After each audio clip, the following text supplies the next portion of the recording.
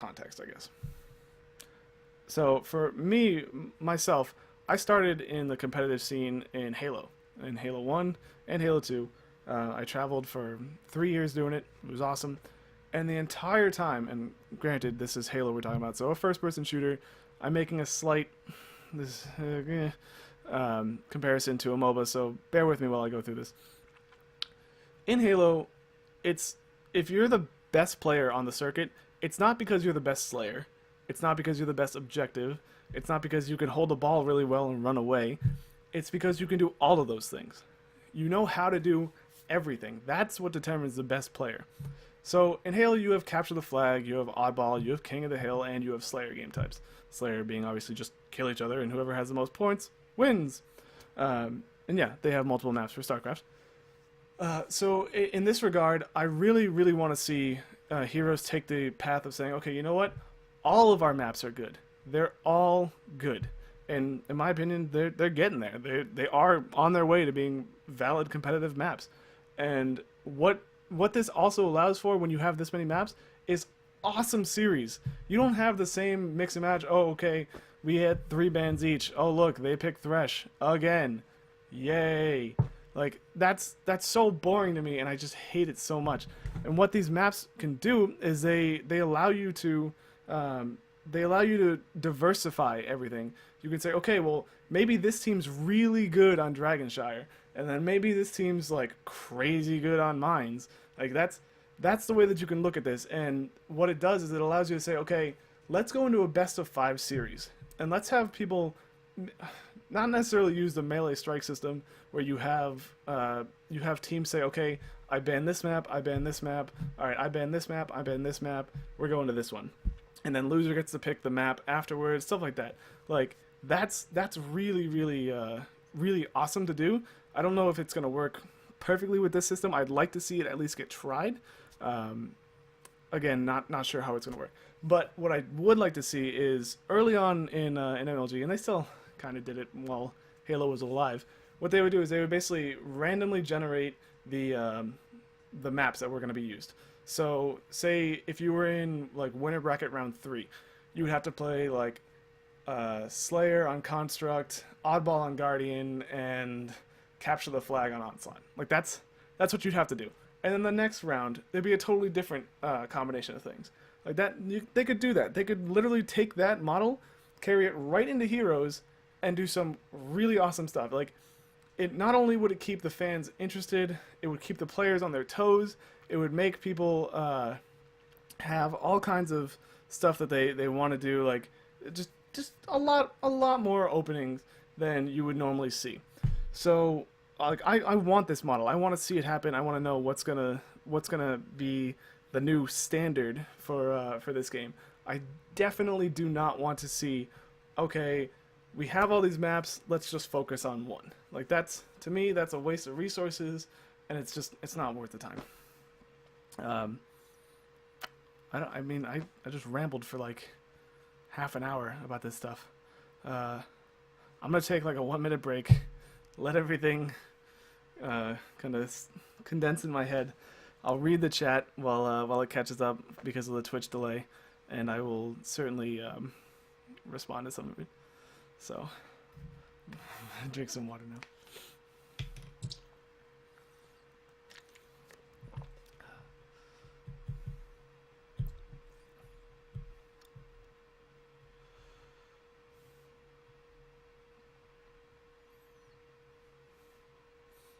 Thanks, Adventure.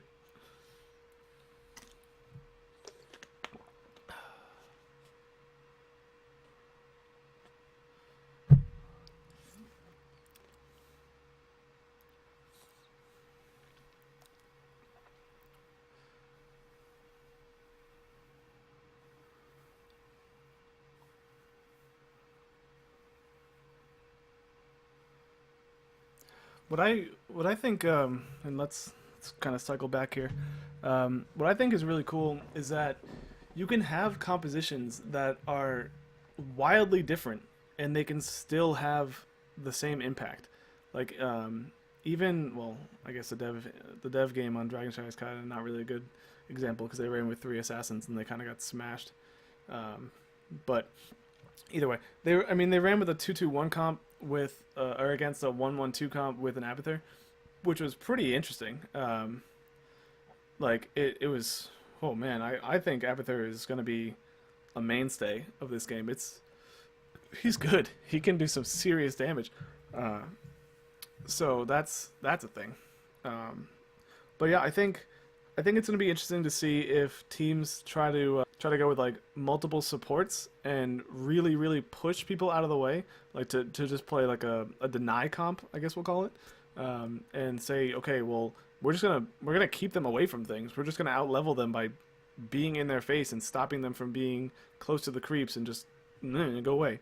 I also like I really as much as I don't like to accept that tanky is the best way to go, I do think that as the current build of heroes works, having like 3 warriors, so we're going like 1 warrior in the middle, 1 warrior in top, 1 warrior in bottom, and then having like a specialist and a single assassin running around that has a high stun capability as well as a decent amount of burst would be like crazy.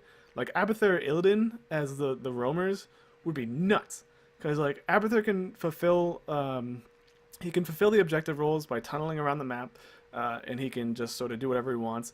And then he can shield Illidan, who can jump in on people, stun them, and blow them the hell up. Which means you have that combination with somebody that's in a lane. You have Abathur throw the shield on Illidan, or throw his infest on Illidan. Illidan jumps in, stuns him, hits him with his Q. Abathur hits him with his skill shot, because how hard is it to hit a stun target? And then he pops his AoE. That's like just a chunk of damage, and instantly it's gonna put the other person that's in the lane kind of backing off. It's just scary. Speaking of Abathur, what if he infested one roaming hero who picked up all the camps? Yeah, that's kind of where I was going with this too. If you were able to pick up another character that was capable of soloing, or almost soloing the camps, then that would be not a terrible idea. But at the same time, you have to think, is it really worth it to dedicate Abathur's abilities to a jungling hero, or would it be better to just have two heroes that would run around the mercenary camps, take them down, and then still have the ability to jump into lanes and say, "Hey, what's up? We're about to mess up your day." It's kind of one of those balance issues where you want to see which one is the better idea. Do you want to take this or this? I think Raynor is pretty good. Raynor's, I mean, he's not top tier from what I've seen, but I don't think he's anywhere near like terrible. I think he does have a decent amount of burst at least. Nowhere near. In my opinion, the best character in game right now is probably Nova. Like, Nova's just absurd. How do you even fight that? Like, it's nuts. I mean, like, Nova just sounds wrong. And yeah, if especially with Raynor, if you take his passive ability, or not passive, his active ability, which gives him his steroid, and then if you have the ability, was it tier 5? That gives you every time. No, I think it's tier 6. Every time you attack, you get increased attack speed and move speed, and then you can also take like the vampiric talent in like tier 4. Maybe it's 3. I don't have the tiers memorized yet. I'll get it. That would be really interesting to see, because I mean, he would just be like a pseudo warrior who could self-sustain but also be a pretty high damage dealer. So I mean, I would like to see that too. There's so much stuff that I want to try. I wish I had access to the client, because I would just constantly be trying things out and letting people know what goes down and how it works. Yeah, actually, hold on. I had another little note that I wanted to talk about, but I don't remember where it went. Oh, the other idea of a siege comp, like if you ran like a Nova, a Sergeant Hammer, that's, I guess, Uther, just to throw him in to be your tanky frontliner. Who else? Actually, Sergeant Ham is kind of meh from what I've seen. I haven't really seen any good ones play, maybe. I don't But basically, if you ran a siege comp and you focused on just level, and then get the side camps, it's like, oh man, scary good. The worst, I haven't seen anything about Vala be good to me yet. Like I just haven't seen it. Like I know that her kit makes sense to me, and I see it. I see the potential. But like every time I see a Vala play, I'm just like, why would you pick her over anybody else? Like I don't get it. I do think the supports are really, really good. I don't know if I would say they're unique. They do use a sizable amount of abilities that are already existent in the mobile world, but that's okay. Oh, Gazlo, right? Oh, I can't believe I forgot about him. He's so good. Like, oh my God, he's so good. Oh, jeez, his death laser. The one character actually that surprised me the most was probably Falstead. I did not think that they were gonna make him the way that they did, and he hurts so bad. Like he just crushes people. Oh, I think he will definitely be one of the main carries that comes into this game. His boomerang is just nuts. His movement is really good. He's I don't know. He's good. He's a good character, in my opinion. What else have we got? I mean, yeah, Tyran is she's a beast. She's basically kind of she's the idea of an 100% uptime support, which is like who's like that in League. Oh my God, I'm blanking. Whatever. But it's basically you just want to be doing stuff all the time in Shen is kind of that way. If you throw your key strike, your blade, then you get to heal people. So it's kind of the same thing, only in a much squishier form.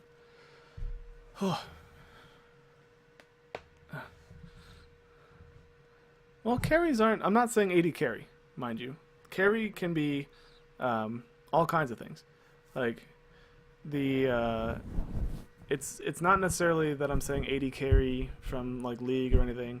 What I'm saying is that a carry champion is a character that is built to do a lot of damage. Basically, like they carry the team fights. There you have tanks in general, which are just like strong as hell. And they basically focus on assisting and not necessarily taunting, but kind of just getting in someone's face and interrupting them from being able to do what they want to do. Like that's the role of a tank. So to say carry is someone that literally just sits back and says, "All right, it's go time," and they just go in and just chunks things left and right. It's awesome. Yeah, the flying abilities were just broken. I mean, they were just wrong. That was pretty nuts. I don't know why they did that.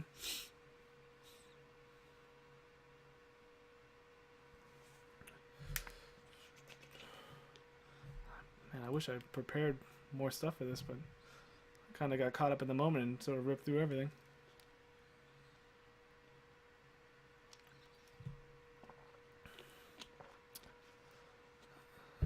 I saw Tassadar jumping away too in the dev interviews.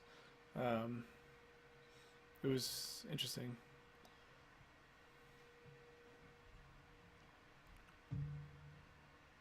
Yeah, I like how in Heroes a lot of the stuff is like if you're channeling and you get hit, that stops a lot of things. Timo doesn't care, or not Timo. Amumu I wouldn't classify as a carry. I would classify Amumu as a very hard tank. Who literally his main ability is that he disrupts everything. He just stops the enemies from executing their strategies. Even if it's like in football. I don't know how much you guys like American football, but in football, when you have the first line of defense, you have your linemen. The whole point is just to get that one. Actually, even the corners in football, they push the opposing side just that little extra nudge. And what that does is it stops them from being able to run their route their optimal way. And just that little extra second can change the outcome of everything. And in the same regard, that's how tanks and warriors work in this game.